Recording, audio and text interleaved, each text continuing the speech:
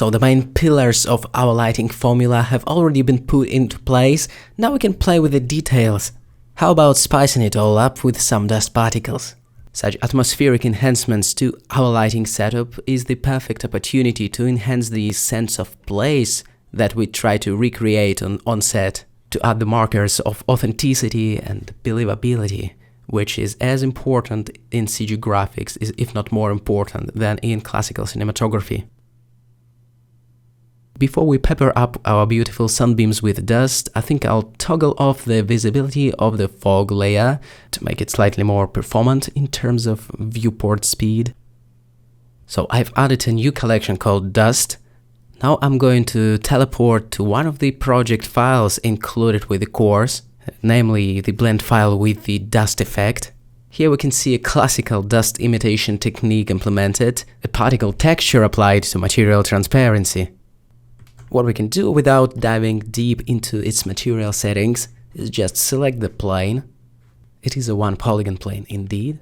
So with the plane being selected, now Ctrl+C, copy objects, navigate back to our gorgeous mineral scene and then Ctrl+V to paste it.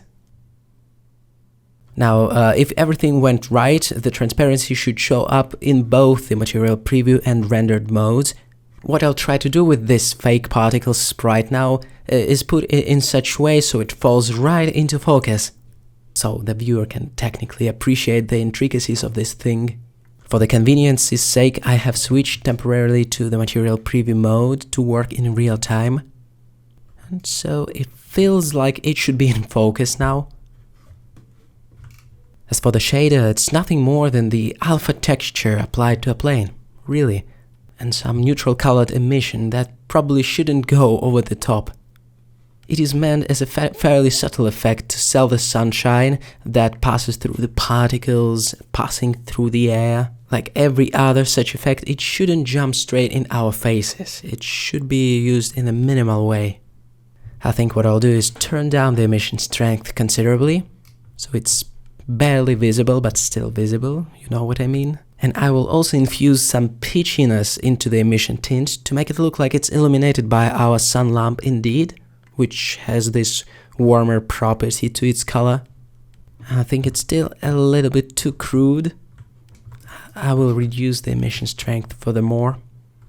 Now it looks to me like it could help us indeed to sell the effect of the sunbeams passing through the denser air. That's good. Maybe we can press Shift-D a few times to create a few layers of dust to make it more three-dimensional.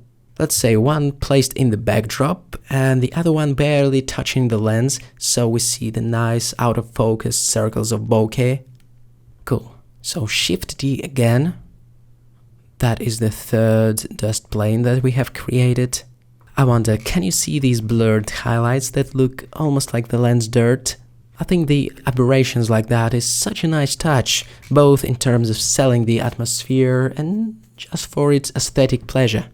It reminds me of real photography, where you capture such things even if you don't want it. Sometimes it just happens naturally. And we have to simulate it all from scratch. It is not fair, not fair. And to remove the anamorphic squeeze, feel free to reset the aperture ratio to 1.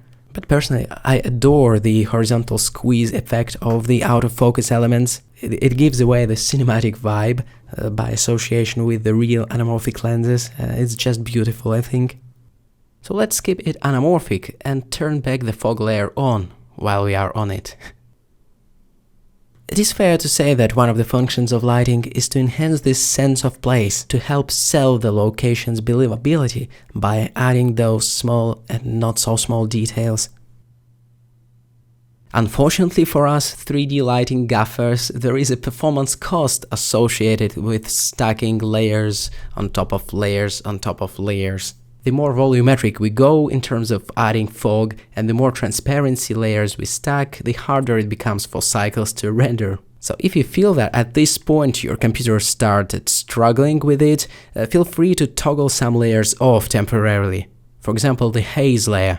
Then when needed, you'll toggle it back on just for a second, have a look, toggle it back off until the final render, where you enable all bells and whistles.